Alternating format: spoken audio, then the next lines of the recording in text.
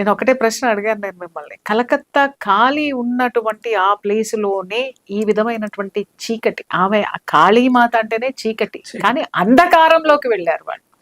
ఆమె చీకటిని కాలాన్ని అంటే అనుకున్నారమ్మా, చూపించేటటువంటి వాళ్ళు ఏమనుకున్నారంటే నల్లగా ఉంది కాబట్టి చీకట్లో గెంటేస్తే కలిసిపోతుంది అనుకున్నారు.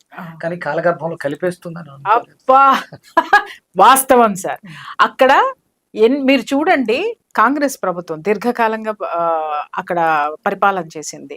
తర్వాత లెఫ్ట్ పార్టీస్, తర్వాత తృణమూల్ 3 కాలగర్భంలో కలిసిపోయినాయి సార్. ఎంత అద్భుతమైన మాట చెప్పారు మీరు. కాలగర్భంలో కాలంతో పాటు కాలగర్భంలో కలిపేస్తుంది. మా గురువుగారు ఒక మాట చెప్తారమ్మా, కాలంతో వస్తాం మనం, కాలం తీరితే వెళ్ళిపోతాం. కాలంతో వస్తాం, కాలం తీరితే వెళ్ళిపోతాం.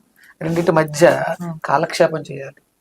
కాళీమాతనే దాచేద్దాం దోచేద్దాం అంటే